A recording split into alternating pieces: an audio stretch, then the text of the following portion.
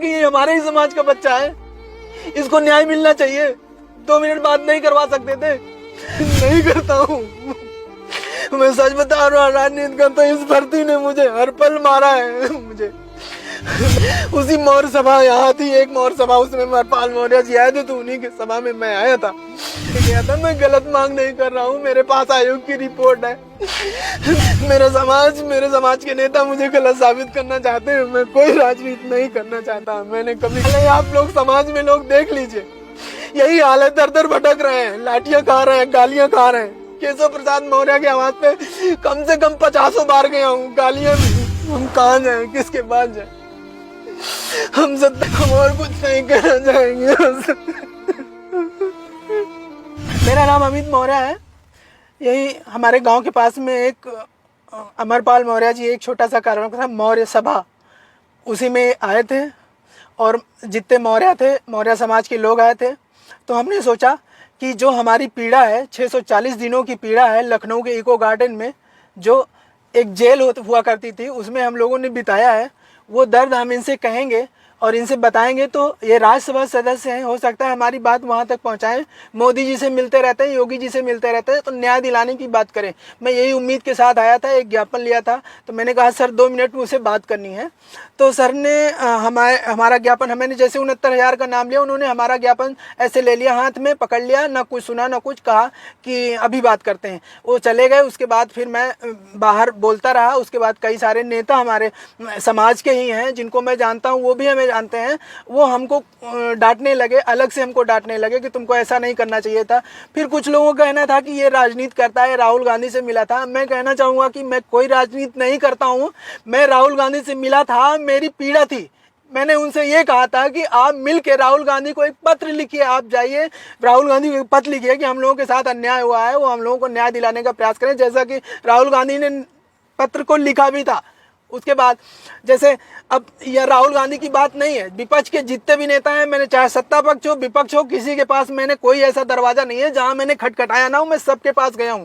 कोई ये एलिगेशन अगर लगाता है कि मैं राजनीति कर रहा हूं, तो वो मेरा पूरे घर का बैकग्राउंड देख सकता है कि क्या मैं राजनीति करने लायक हूँ, मेरी औकात है राजनीति करने की।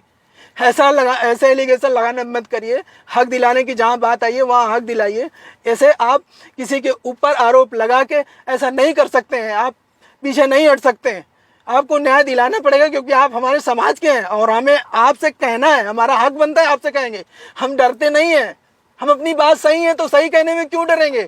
हमको चाहे मारो, जेल भेजो, काटो, कुछ भी करो, हम नहीं डरते हैं। हमको कोई मार के धमकाएगा यहाँ, हम नहीं डरने वाले। हमको यहाँ धमकाया जा रहा था, हमको अलग अलग से लोग टार्चर, हमारे समाज के लोग टार्चर कर रहे थे।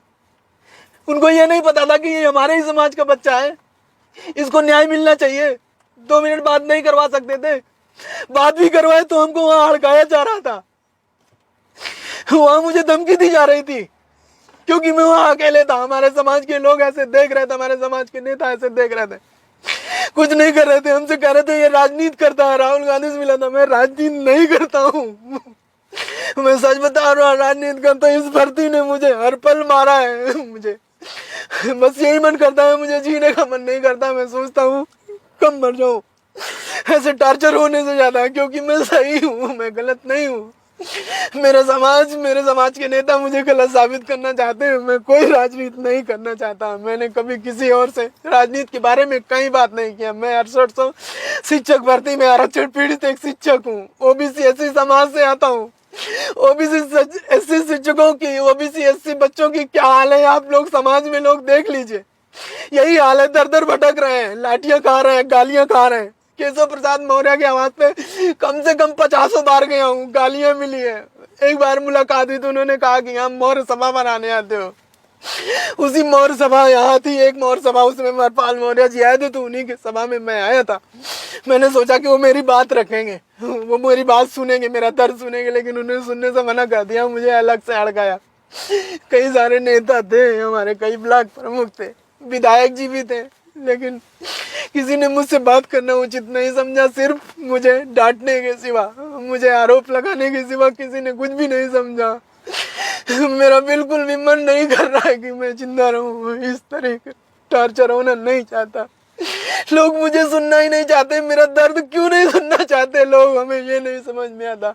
मैं अपनी बात लेके गया था, मैं गलत मांग नहीं कर रहा हूँ, मेरे पास आयोग की रिपोर्ट है, मेरे पास सब कुछ तो है, मैं सब रिकॉर्ड तो लेके आया। योगी जी ने ट्वीट किया है, वो ट्विटर हैंडल का भी मेरे पास फोटो कॉपी है, प्रेस कॉन्फ्रेंस की मेरे पास वीडियो है, सब कुछ है। जो उन्होंने माना है कि विसंगति हुई, उसके बाद फिर हम लोग क्यों भटक रहे हैं?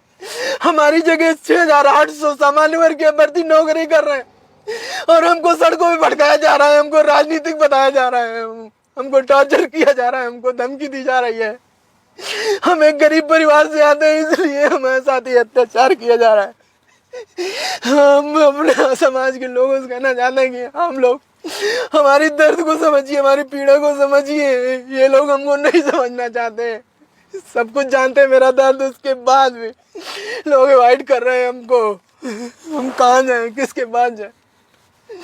हम सत्ता पक्ष के पास जाते हैं तो वो सुनते नहीं, विपक्ष के पास जाते हैं कि वो सदन में मेरी बात रखेंगे तो वो मुझे राजनीतिक बताते हैं। मैं कहाँ जाऊं?